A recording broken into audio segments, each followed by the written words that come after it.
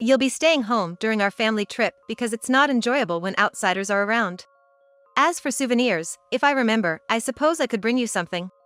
Came the triumphant voice of my mother-in-law over the phone. I was supposed to go on this trip with my in-laws and my husband. Yet, here I was, left behind. Ever since we got married, my mother-in-law, who dotes on her son, never lets a day go by without making a snide remark or nagging me. Stay at home. That's going to be a problem. Upon hearing my response, my mother-in-law laughed as if mocking me. Is that a problem? Poor you. Just think of it as punishment for not listening to my advice. The phone line went dead abruptly. A problem. Not me, but you guys, right? My name is Jessica. A 30-year-old working housewife. I manage household chores and work part-time at the local supermarket. It's been 3 years since I married my husband, Mike. Mike was a coworker at the company I used to work for. Although we belonged to different departments, we were on the same floor and often chatted even before we started dating. What brought us closer was a year-end party at the office. At this cross-departmental gathering, I happened to sit next to Mike. We were already close, so our conversation flowed as usual. Mike excused himself to go to the bathroom at one point, and I was left listening to the lively chatter of the group next to us. That's when a drunken boss from another department started to bother me, persistently urging me to drink more. Not sure how to respond, as he was a boss I rarely dealt with, Mike returned from the bathroom just in time. He glanced at me and the boss, then calmly placed his hands on the boss's shoulders and led him away to another table. After a while, Mike returned to our table alone and asked me, "That guy really can't handle his alcohol, can he? Are you okay?"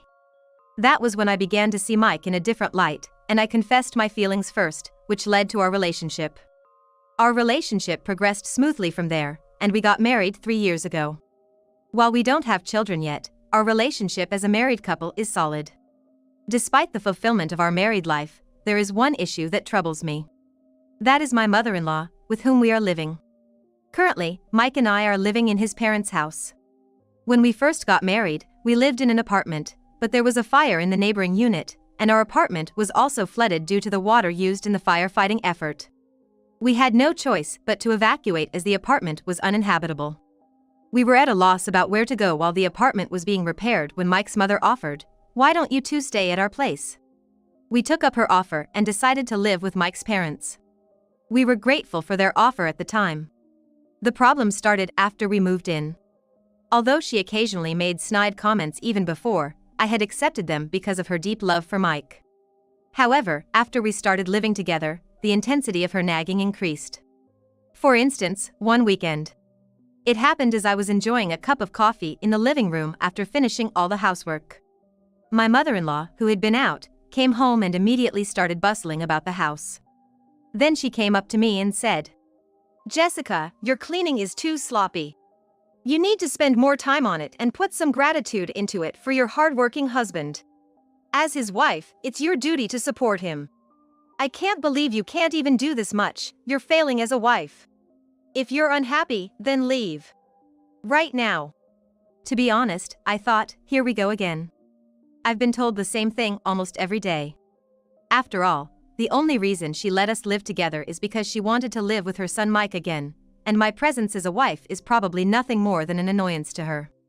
Mom, please don't be so hard on Jessica. Well, there is some truth to what you're saying. Even if she's working part-time, slacking off on housework isn't good. More often than not, Mike tends to side with his mother. While it's not wrong to value his biological mother, I sometimes wish he would stick up for me, his wife. In fact, it's not my intention to neglect house chores.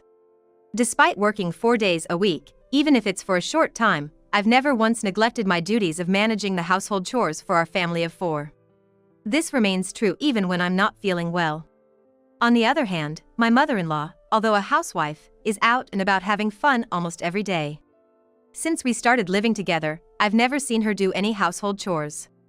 However, given that we're living under her roof, I can't openly complain. In this awkward environment, I just kept my patience.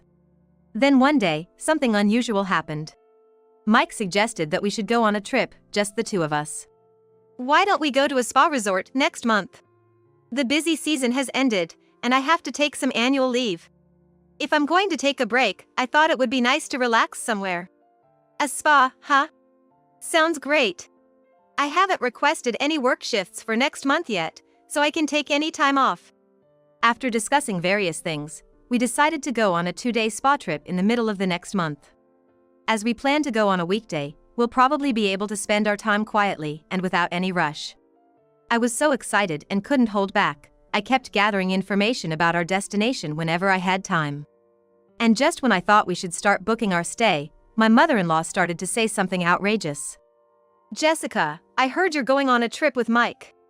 Why didn't you tell me? To be honest, I was afraid she would say something like I'm going too, if she found out. But I couldn't say that, so as I was fumbling for words, my mother-in-law sighed in exasperation. Then she said exactly what I was afraid she would. Next month is the anniversary of my husband and me. I'd love to celebrate with a family trip. I think a luxurious hotel would be nice. Like a child, my mother-in-law started to throw a tantrum about wanting to go. Of course, I don't want to go on a trip with my mother-in-law at all. But this time, Mike and I were thinking of going by ourselves. How about we go together next time? I tried to be as accommodating as possible in my response. But my mother-in-law wouldn't back down. It's not the same if it's not this time. It's our anniversary celebration. If that's the case, she should just go with her husband.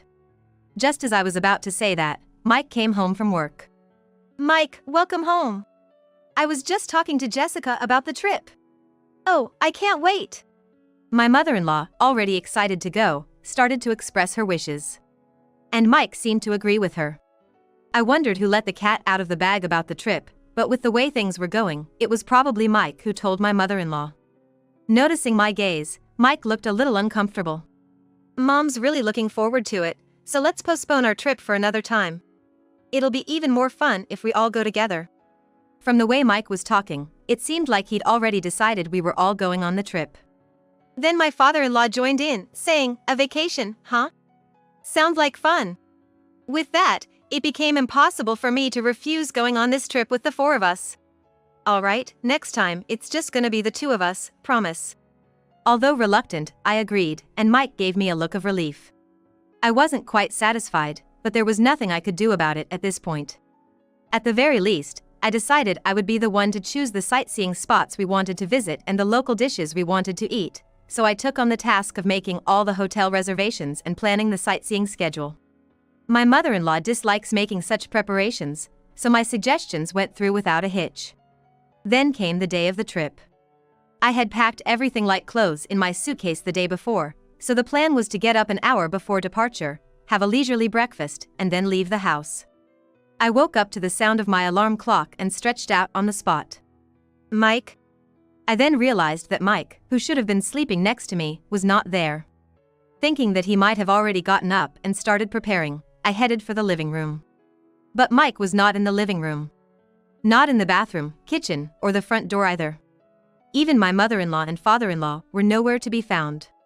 Could it be? With a sinking feeling, I dialed Mike's cell phone. But the call didn't connect. When I called my mother-in-law's phone next, she answered immediately. "Oh, Jessica dear. What's up? Mike can't pick up the phone right now because he's driving." "Driving? Where on earth are the 3 of you right now?" When I asked that, my mother-in-law replied in a nonchalant manner. "Isn't it obvious? We're on a family vacation. We can't enjoy a family vacation with an outsider around, so you'll have to stay at home. If we remember, we might even get you a souvenir." I could hear my mother-in-law's triumphant voice over the phone. "Stay at home. That's going to be a problem." At my words, my mother-in-law laughed scornfully. "Is that a problem? Poor you. Just think of it as punishment for not listening to my advice." With that, she hung up the phone abruptly. I covered my face with both hands and shook my shoulders. But what came out of my mouth was not a sob, but a hearty laugh. They'd better enjoy their journey. I'm sure they'll regret leaving me behind. I quickly opened a hotel booking site. And I booked a fancy hotel in the tourist spot we were supposed to visit today. Then I also made a reservation at a restaurant where I could have a delicious dinner. Of course, just for one person. Then, after quickly getting dressed and putting on makeup, I ate breakfast. All right, time to have fun. I grabbed my luggage and jumped on the train. Since I'd gone to the trouble of researching various tourist spots, I wanted to go on a vacation. With that single-minded desire, I set off on a solo trip. It's a small tourist spot, so I might run into Mike and in-laws, but I'm not bothered.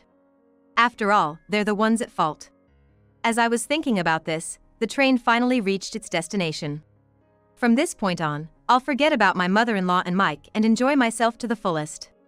With that in mind, I walked into a quaint boutique I spotted, had tea in a trendy cafe, and mingled with the locals, thoroughly enjoying my trip. And as the day turned into night, it was finally time to check in. The hotel I'd booked was among the top luxury hotels in this area. I thought I needed to do something as drastic as this to refresh myself. As I passed through the automatic hotel doors, heading towards the check-in counter, I heard a woman's loud voice. "Why can't we stay here? We're willing to pay." Looking closer, it was my mother-in-law causing the commotion.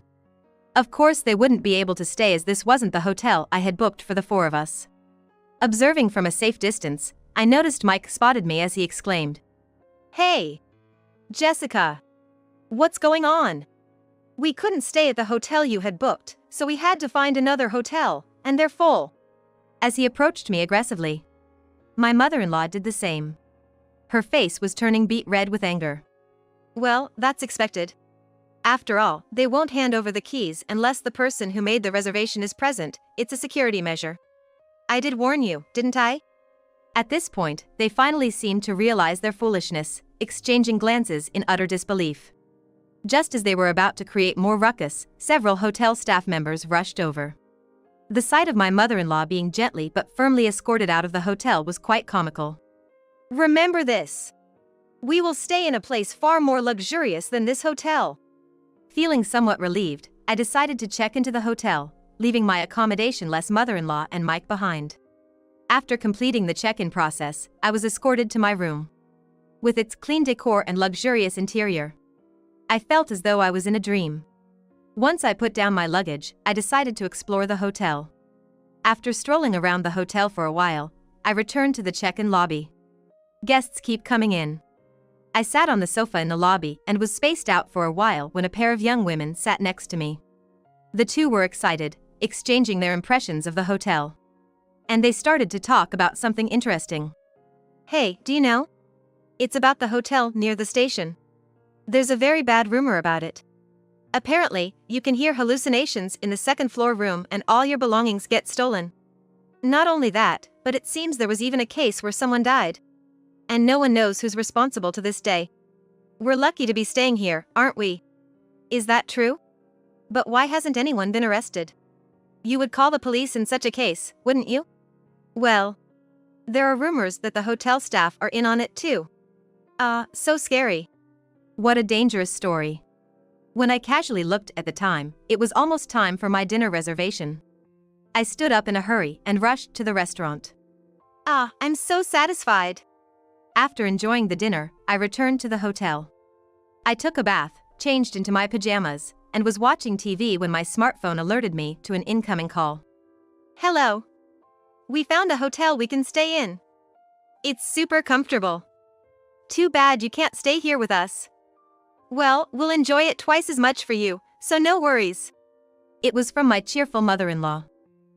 Is that so? You're lucky to have found a place to stay on such short notice. When I responded nonchalantly, my mother-in-law continued. "Isn't it? It's quiet and easy to spend time because there are hardly any other guests. It's close to the tourist spot and it's a beautiful hotel. I wonder why that is." That's when I realized. Could it be the hotel near the station? That's right. What about it? I remembered the story about the bad reputation hotel I heard in the hotel lobby before I went to dinner. "I think you should run." I didn't necessarily believe the rumor was true, but where there's smoke, there's fire. But my mother-in-law laughed off what I said. "Are you jealous of us staying at a good place? Well then, be regretful. Bye." Again, my mother-in-law hung up the phone one-sidedly. I didn't feel like calling her back. I gave my advice, and I fulfilled my duty. I turned off my smartphone. I didn't want my relaxation time to be disturbed anymore. After that, I spent a leisurely time and fell into a comfortable sleep. And the next day. After checking out of the hotel, I visited the tourist spots I couldn't go to the day before, and arrived home when the sun was setting. There was light leaking out of the windows of the house. It seemed that the three of them had already returned home. "I'm home," I purposely announced my return in my usual tone. When I opened the door to the living room, all three of them started making a fuss at once. I, who was taken aback, managed to calm the three down. Then my mother-in-law started to talk about the incident that happened last night. After the three had gone to sleep, there seemed to be rustling sounds. Then, my mother-in-law reported hearing the noise of someone entering the room. Paralyzed by fear, she quietly stayed in bed, and the intruder seemed to wander around the room for about 10 minutes before silently leaving. Feeling relieved, my mother-in-law drifted back to sleep, only to wake up the next morning to find that all of their belongings, including the wallets and smartphones that were supposed to be on the desk, had vanished. All that was left was the coin pouch and key holder that Mike had put in his jacket's inside pocket. In a panic, they informed the hotel staff, only to be told, "Please pay for the room at least," and didn't even call the police. The troubled trio used the coins Mike had to make a call from a public phone to a relative living nearby, asking for help. Fortunately, the relative seemed to arrive quickly, covering the hotel charges and somehow getting them back home. They said they would go to the police to report the incident soon, and that's when their anger turned towards me. "If only you had told us more seriously to run. We wouldn't have ended up in this situation." "That's right. You bear some responsibility for this incident, Jessica. What are you going to do about it?"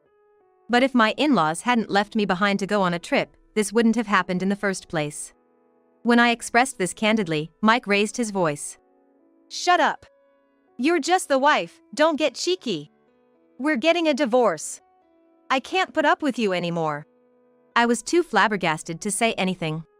I silently went to our bedroom, pulled out something from the cabinet, and returned to the living room to show it to Mike. "Divorce? Fine by me. I don't need a husband who won't protect his bullied wife." Mike's face turned pale. What I had brought out were the divorce papers I had asked a lawyer to prepare. I had been preparing for this day might come. Perhaps not expecting that I would agree, Mike was flustered. "Eh? No, maybe we should think about it a little more." But then, mother-in-law seized the opportunity to start pushing Mike towards the divorce. "You should just get rid of such a horrible wife now. Your mom will find you someone new." Unable to go against his mother, Mike eventually agreed to the divorce. "Well then, goodbye. Please enjoy your life with your beloved family." I ignored Mike, who was breaking down on the spot, and walked out of the house. Later, through my lawyer, I submitted the divorce papers, and the divorce was successfully finalized. Several times after that, Mike pathetically begged me to get back together, but of course, I ignored all of them. "I'm going to protect Jessica from now on," he said, but it was too late. On the other hand, mother-in-law, who had managed to get rid of the pesky me, seemed to be in high spirits for a while, but that didn't last long. The news of the divorce and the end of their cohabitation spread in the neighborhood, and the rumor-loving people traced it back to her harassment of me, exposing her nasty character. She started getting pointed at from people around her, and it seemed that finding a new wife for Mike was no longer a priority. I returned to my hometown and managed to find a new job thanks to a friend's introduction. I've had enough of marriage for now. I think I'm going to enjoy being single for a while.